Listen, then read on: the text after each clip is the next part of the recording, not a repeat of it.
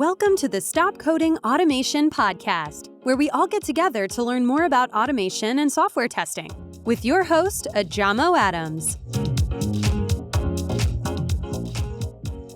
Hey, it's Ajamo, and welcome to another episode of the Stop Coding Automation podcast. Today we'll be speaking with Neeraj Singh, an ISTQB certified professional, all about ISTQB, and to get a bit more understanding about their qualifications and its relevance for someone coming into the software testing industry. Neeraj is an ISTQB Advanced Certified Professional who has been in testing 12 plus years. He has a vast knowledge and experience working with several testing tools like ALM, UFT, LoadRunner, Selenium, and Tosca. His software testing journey came from a transition from manual testing to an automation testing consultant. Today, Neeraj plays a role of a global testing consultant supporting organizations and training their employees on testing practices, processes, tools, and certifications in more than 26 countries. So you really don't want to miss this episode. Check it out. Hey Neeraj, welcome to Stop Coding. Hey Adamo, how are you doing? It's great to be here and it's really my pleasure to join you. Fantastic to have you on the show. This is a really hot topic with a lot of my readers and listeners. But before we go any further, did I miss anything in the intro that you would like to share with the show? I think, Adamo, you have covered almost everything and maybe more than what people were expecting to know about my profile. But yes, of course, we would be talking more about the same as we proceed with the discussion ahead. Fantastic. Thank you, Neeraj. Well, I want to kick this off with jumping straight in. And what I want to ask you, Neeraj, is at a high level, what is ISTQB? All right, Adamo, I do understand as you also hail from a background of testing. There are several aspects when you talk about testing, but being certified with certain fundamental aspects or the practices which a test engineer performs right from the basic and implementation of certain aspects within the organization level. Being certified on such things would be critically important for an employee, or if you see yourself as a professional, to either be having an achievement within yourself as a portfolio, or to showcase different organizations, hey, look there, I have a badge on my chest, which not only adds a lot of value to your portfolio, but makes you recognizable globally to showcase that you are certified with what you do every day, sitting in a cubicle within the four walls of an organization. And let the world know by being certified that you know certain things as per the global standards. So ISTQB is a global organization set up in Europe which certifies every individual, or I can say specifically the test engineers across the globe on their testing practices. So anyone who has certain understanding or basic fundamentals of testing can really go ahead and take up the certification. Oh, wow. Okay. And for this certification, do we have any prerequisites that you need to have to do any qualifications when it comes to ISTQB? Yeah, Damu, I would say, to be frank, on papers, there is no specific prerequisite for getting certified. But yes, there are different levels of ISTQB as we are going to get into details as we proceed. Uh, to begin with, the very first level is foundation, where you do not have any specific prerequisite for any individual. All you need to know is the fundamental concepts of testing that would help you to get certified with the first step of ISTQB. But as you proceed with different other levels, like you talk about advanced levels, where we have several other certifications, you have the foundation level as a prerequisite. So until unless you are certified with the foundation level, you may not be eligible enough to apply for the advanced level concepts or certification. Okay. So, what you're saying is for the foundation, you don't need any prerequisites, but for the more advanced qualifications you might need, like the foundation and maybe other things? Yeah, the foundation is a mandatory one for the advanced level certifications, Adam. Okay. Because I think quite a few of my readers mentioned, it can be so confusing with getting some of these qualifications. Is there any other type of companies or organizations that offer software testing qualifications that's similar to ISTQB? Yeah, maybe you would have heard of it, and maybe our readers or listeners would have heard of another organization called as QAI. QAI is another body which conducts CAST certifications. The name of the examination is called as CAST. And these certifications are similar to those of ISTQB. But as ISTQB holds a very good reputation across international market, people prefer to have ISTQB certified employees in their organization when compared to QAI or CAST certification. And I don't find there are any other bodies other than these two doing these certifications. And CAST is not so popular in terms of like validating their certification participants in terms of the syllabus, or I don't have any specific comments first of all, but yes, there are certain constraints which does not let them compete with ISTQB. Okay, yeah. I think that's so important because you can have a look online and you can see so many different organizations and it can be really confusing. So it's nice to know that ISTQB is the standard when it comes to understanding some of this. And falling into a question right after that is this acknowledged worldwide, globally? Absolutely. Yeah, Ramo, as I just mentioned a bit earlier, we are talking about ISTQB, which stands for International Software Testing Qualification Board. Now, when you say International Software Testing Qualification Board, the name itself tells our listeners that it is internationally valid. It is globally acknowledged or identified. So, no matter which part of the world you are living right now or what kind of practices you are performing, if you have taken up this examination right in your country, in your place, then you are just simply recognizable across the globe. When we are looking at that, who exactly provides the ISTQB certification? Let us get into a little more deeper to understand this. First of all, we are talking about a board which is a centralized board, which is ISTQB, which actually provides all the certification to you. But we do have local bodies within certain countries. Like all the countries do not have the facilities of conducting the examination. So there are several countries, like when you talk about Egypt, South Africa, you talk about Saudi Arabia, India, Pakistan. There are several countries like that who have a local body which organizes the examination for you within your country. But the issuing authority remains the same, that is ISTQB. Now, just for instance, say for example, I'm taking the examination in Malaysia, and Malaysia has a local body called as Malaysian Testing Board. Then Malaysia Testing Board will organize the examination within Malaysia and certify their internal people within the country. Now, as you proceed, the certification will be sent by having two registered logos on your certification.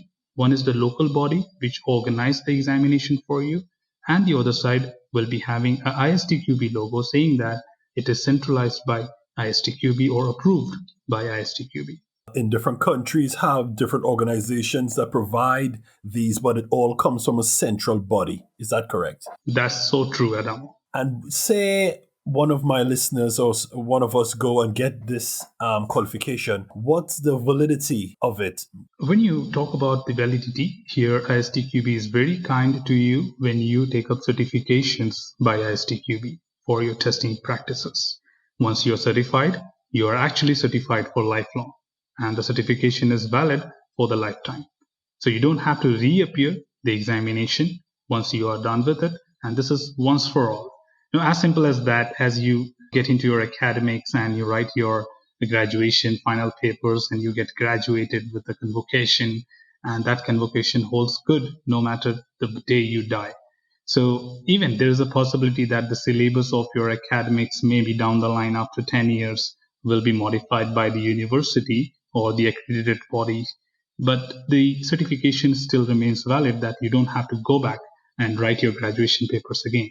That's great news because I think with so much other type of IT qualifications that's out there, sometimes you have to go back every 3 years or every 5 years. Some security testing qualifications, when you're looking at a different part of software testing, which is like pen testing and that type of work, sometimes you have to keep refreshing those qualifications. So it's nice to know that with ISTQB, once you have it for life and you can implement these things within your job. So I think that's a real positive there. And I think quite a lot of people will be happy with knowing that. Yeah, of course. Maybe I can add a little bit here that when you talk about different other certifications, they are specific to a particular domain. Now, when you talk about security testing or pen testing and these kind of things or networking, things keep on changing as a trend every year or year by year. But when it comes to testing, that's the beauty of testing, that the fundamental or the protocols which are required to test an application would remain same. And as you actually switch from foundation to advanced level, the syllabus do change, but the approach, the fundamentals would remain the same. So there is no a drastic change kind of thing which requires the entire thing to be repeated or revised, and then you have to be called again for writing the examination. So it's just the approach. If you have the understanding of the detail which is required by a professional tester, then you are certified for your lifetime. And in your own words, what would you say is an advantage of having a ISTQB qualification? To begin with, is again, like as I told you, it is a global certification. First of all, you are recognized for your day-to-day role internationally, and you have actually opened gates to international opportunities. The best thing or the advantage of having a certification is to showcase everyone across the world that I'm one among them who knows the principles and the fundamentals to the best, and it is being accredited or approved by an international recognized body. So it's just not going to be a simple crowd where you stand with other. When you have an opportunity and there are positions to be filled are limited and there are many candidates outside, and you having a certification will be always given priority to. And moreover, most of the organization nowadays, when you're looking ahead to look for an on-site opportunity other than your country or getting into the more reputed clients organization or different world leaders to join them as an employee, then of course these certification add a lot of value to your portfolio. And from a newcomer to software testing, how do you think the foundation qualification would that be helpful to someone who knows nothing about software testing just coming into the industry? See, Adamo, maybe I would like to have a little bit deviation on this, where I would say that a person who doesn't know anything probably may not have a chance to get into the industry. But as you have to get into the industry, you have to understand the fundamentals of certain portfolio to get into that job role. Now, as you begin that journey, obviously you would have taken a training from a certified organization or maybe a training institute who would have taught you all the basic concepts required to get into that role. Now, as you have got into that role, of course, being certified for that would add a lot of value to you because you will be easily identified by the organization to capture that, okay, look at this guy. We have got 10 candidates, but there are 9 of them who knows testing but are not proficient or certified with that. But there's one candidate who showcased to me that I am certified as well. Now, of course, you get priority when compared to the other 9 candidates. No matter you are a fresher or you are experienced, there is always a respect given to that certification which you hold in your profile. Okay. So you're saying someone coming in more or less, they can get the training, get certified via a foundation qualification, and that will assist in moving further within their software testing career.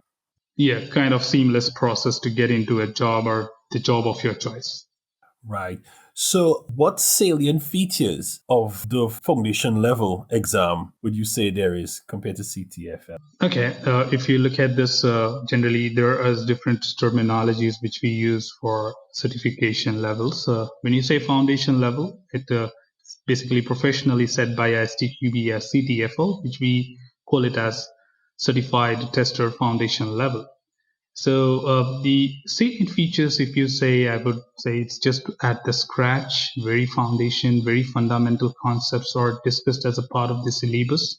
And any individual, as you know more about testing yourself, and our listeners will also be aware of a lot of concepts about testing here and there. So it's very easy and simple for any person to gather the information, understand the concepts, and easily implement those activities. All we need is to build that understanding that what are the international standards. Because every organization works with different professionalism, different way of organizing their content, or different type of product they work with, but the foundation of testing remains the same. So when you talk about the foundation level examination, we have got again a similar type of standard content which participants or the candidates can follow. And as they go ahead with learning those contents, would be very simple for them to understand the testing infrastructure as well. And that will also enable them to appear for the examination. So it's quite easy and simple way to learn the foundation level details and syllabus and get certified. If I'm thinking of getting one of these qualification, is there any study material for this type of examination? Yeah, that's a great thing to answer our listeners about the study material, because most of the time we have a name, we have a plan, but we don't have supporting resources. So when you talk about the study material, we are thankful to ISTQB itself because they have a lot of content to support your preparation on their web page itself. So when you talk about the official website, I have to mention that here the official website of ISTQB is istqb.org. I repeat, it's istqb.org, which our candidates or aspirants can refer to and go to the download section of the website to find all the relevant material to their respective certification. So you have to navigate to the CTFL section, that is foundation level, and then get into the details. You will find your syllabus, you will find mock papers, you will find sample assessments, and answer to them as well. Moreover, there would be some accredited organizations also within your country to assist you with a training provider, which you can also find on ISTQB official website itself. They have the list of accredited training providers in your country to assist you with a genuine training provider. So you can go ahead and contact them for a professional or full-fledged training program, as well as to get you a more detailed on the study material as well. Is there anything I should look out for? I'm just thinking, I had a look online recently, and there seems to be a lot of people offering a lot of services around training and all this type of work. I'm thinking, is there any cons or anything like that myself or my listeners might need to look out for? Yeah, sure, Adam. I have been coming across a lot of candidates who approach me for training as well, or maybe guidance or support to consult about the examination. There are many other organizations across different countries who say that we are here to train you. We are having the understanding, or we are ISO certified, and we have a good knowledge of ISTQB to prepare you well and get certified in one attempt. Well, there are some recognized training providers right from the ISTQB itself. So ISTQB, as I told you earlier in previous discussion, that they have identified local bodies within your country to conduct the examination for you. With help of these local bodies, they have also accredited some of the affiliated training providers within each countries. Now these providers are well accredited by ISTQB and recognize their content, approve their training materials to provide the training to you. So you can look for such affiliated training providers by ISTQB to look into preparation of the ISTQB certification examination. And these training providers can be easily found on their official website, istqb.org. That's great news to know that there's a formal pathway to learning material. I think that's so important. The last thing you'll want, especially coming new into a new industry, is getting led astray by information that probably isn't as accurate as it should be or outdated. So I think that's a really good takeaway from this. This exam, can I take it online? Yes, of course, you have a provision to take it online, but you won't be allowed to take it right from your home because there are certain constraints. As I told you, ISTQB holds a prestige around the world for their certification programs as well as the examination, the way it is conducted. So most of the time, you might have to appear into a protector-based organizations or the centers which are nominated by ISTQB to conduct the examinations online. Now, when you talk about online, it simply means that you will be writing it on a computer online using a valid link shared with you during the examination, but you won't be able to take the examination from your home as we will be compromising with the quality of the certification which is given to you.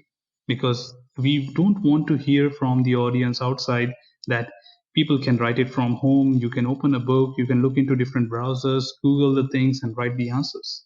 So ISTQB has taken a lot of precautions to maintain their prestige with the certification which you hold. And that's what makes ISTQB a unique certification body, that you can only write it after visiting a affiliated center and then write the exam there online.